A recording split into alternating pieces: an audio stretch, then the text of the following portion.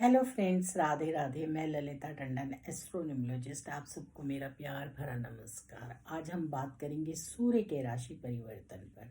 सूर्य अब अपनी राशि चेंज करेंगे। जैसा कि हम हमेशा आपको बताते हैं कि सूर्य हर मंथ अपनी राशि चेंज करते हैं, और हर मंथ जिस दिन सूर्य की राशि चेंज होती है उस दिन को हम संक्रांति के उससे मनाते हैं, संक्रांति मानते हैं। उस दिन सूर्य जब राशि चेंज करते हैं तो हमेशा हमें इस चीज़ का ध्यान रखना चाहिए कि सूर्य जो हैं वो हमारे प्रत्यक्ष देवता हैं, और उनकी आराधना करना हमारा परम धर्म होना चाहिए। सूर्य एक बहुत ही ऐसे प्लेनेट हैं जो कि सारे प्लैनेट्स जो हैं उन्हीं से अपनी ऊर्जा लेते हैं। अगर हमारा कोई ग्रह अस्त होता है तो उस ग्रह के फल भी हमें सूर्य से मिलते हैं, और हमें इसलिए सूर्य की आराधना जरूर करनी चाहिए। क्योंकि नॉर्मली हमें पता नहीं होता कुंडली में कि क्या हमारे ग्रह अस्त हैं या क्या हमारे ग्रह कैसे हैं, जिसके हिसाब से कि हमें फल मिल रहे हैं। हर किसी को इसकी नॉलेज नहीं होती। आजकल तो बहुत अवेयरनेस है, लोग गूगल पर चेक कर लेते हैं। लेकिन अगर आपका कोई भी ग्रह अस्त होता है तब भी उसके रिजल्ट्स के लिए आपको सूर्य की आराधना करनी पड़ती है। और सूर्य की संक्रांति बहुत ही अच्छे से मनानी चाहिए। उस दिन मीठा जरूर बनाना चाहिए और घर में सबको खाना चाहिए, भगवान को भी भोग लगाना चाहिए। सूर्य 12 महीनों में 12 राशियां बदलकर फिर अपनी राशि में आते हैं। इस तरह से वो अपनी राशि चेंज करते हैं, क्योंकि इस टाइम पर सूर्य दक्षिणायन है। और अभी अभी आपने देखा कि हमने सब लोगों ने कुछ प्रांत में बहुत ज़्यादा सूर्य षष्ठी मनाई गई, यानी कि छठ पूजा का आयोजन होता है और छठ पूजा को मनाया जाता है। तो अब सूर्य जो हैं वो जा रहे हैं अपनी नीच की राशि को छोड़कर 8 नंबर की राशि में, यानी मंगल की राशि में, वृश्चिक राशि में प्रवेश करेंगे। और उस राशि में वो कैसे फल देंगे इस पर हम चर्चा करेंगे। आप लोगों को मैंने पहले भी बताया था कि जब सूर्य जो थे कुंभ से मीन में आए थे तब आप लोगों को अवेयर किया था कि अपना खास ध्यान रखें, क्योंकि सूर्य एक जो है गरम गरम प्लैनेट है, बिल्कुल आग का गोला है। और वृश्चिक राशि में जो है जलीय राशि है, यानी कि वहाँ पर जो है जल है, इसलिए दिन में गर्मी और रात में ठंड और बहुत ज़्यादा ठंडक। इससे क्या होता है कि ऐसे वातावरण से ही हमें प्रॉब्लम होती है। तो अब फिर वो महीना आ गया जिस मंथ में हमें अपना खास ध्यान रखना है, कोरोना से खास ध्यान रखना है और अपने आप को सेफ रखना है। और इस महीने में क्योंकि बहुत ज़्यादा जो टेम्परेचर है वो रात को ठंडा रहेगा और दिन में जो है काफ़ी गर्म रहने वाला है। काफ़ी यानी कि वैसे तो ये सर्दी मौसम है, लेकिन अभी भी आप देख रहे हैं कि गर्मी दिन में काफ़ी है। तो उससे क्या होता है, गर्म सर्द होने का डर रहता है, तो इन्फेक्शंस जल्दी होते हैं। इस तरह के कफ, कोल्ड और इस तरह के इन्फेक्शंस की वजह से फिर हमें प्रॉब्लम आती है और हम जल्दी से इसकी चपेट में आ जाते हैं। तो खास ध्यान रखिए, इस महीने में ठंडा अवॉइड कीजिए।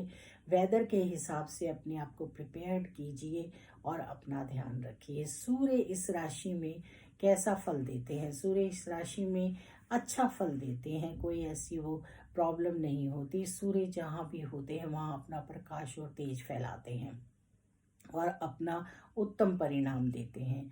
लेकिन क्योंकि सूर्य जो जलीय राशि में होते हैं तो उनके रिजल्ट्स थोड़े कम आते हैं, और ऐसे में हमें सूर्य की आराधना जरूर करनी चाहिए।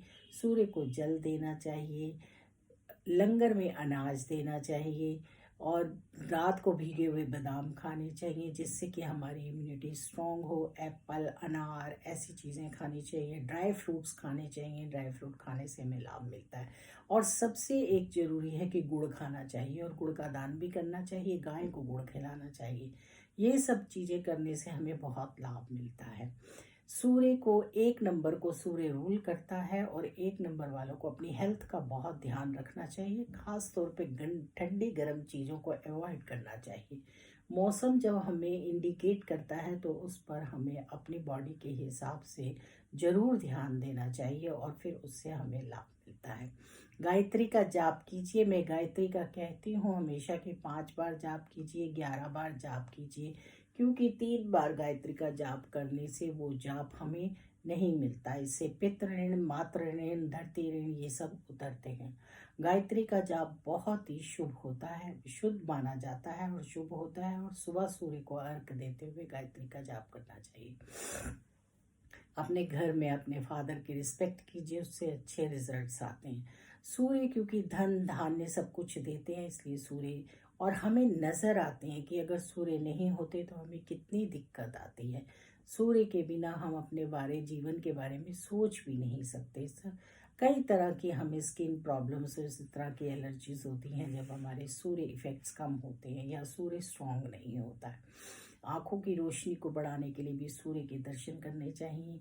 और विटामिन डी भी मिलता है हमें सूर्य से, इसलिए सूर्य का होना तो बहुत ज़रूरी है। तो अब 8 नंबर में किस तरह के रिजल्ट आएंगे, यानी कि वृश्चिक राशि में बहुत अच्छे रिजल्ट आएंगे। वहाँ पर बैठकर सूर्य सीधा देखेंगे हमारे आय भाव को, उनकी दृष्टि वहाँ पर पड़ेगी। मैं हमेशा आपको ये भी बताती हूँ कि जहाँ पर प्लैनेट होता है और जहाँ पर उसका आस्पेक्ट होता है, उसकी दृष्टि होती है, यानी कि हमारी जो आय है वो अच्छी होगी और हमें बहुत लाभ मिलेगा। लेकिन क्योंकि सूर्य अगर कालपुरुष की कुंडली देखे तो 8th हाउस माने बैठेंगे, और 8th हाउस शनि का हाउस माना जाता है, यानी कि वहाँ पर शनि है, यानी कि शनि और सूर्य जो है, सूर्य जो है वो शनि के घर में होंगे।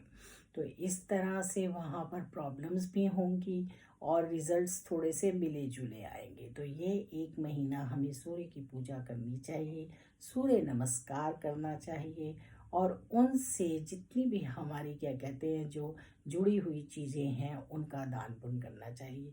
मैं हमेशा एक चीज़ और आपको बताती हूँ कि जिनके भी ग्रह उच्च के होते हैं उन्हें उन चीज़ों का दान नहीं करना चाहिए, और जिनके ग्रह 3, 6, 8, 12 में होते हैं उन्हें उन चीज़ों का दान करना चाहिए।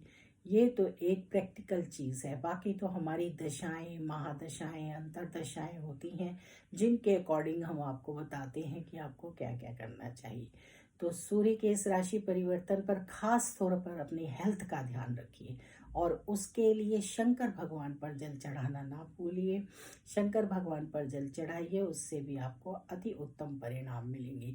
क्योंकि ये मंगल का घर है, यहाँ पर ये मंगल की राशि है 8 नंबर, और मंगल यहाँ पर सूर्य के वो मंगल की राशि में, और अगर काल पुरुष की कुंडली देखे तो 8th हाउस शनि का हाउस है, इसलिए इन सारे ग्रहों को अगर देखें तो उसके अकॉर्डिंग हमें क्या करना चाहिए, हमें हनुमान जी की भी उपासना करनी चाहिए।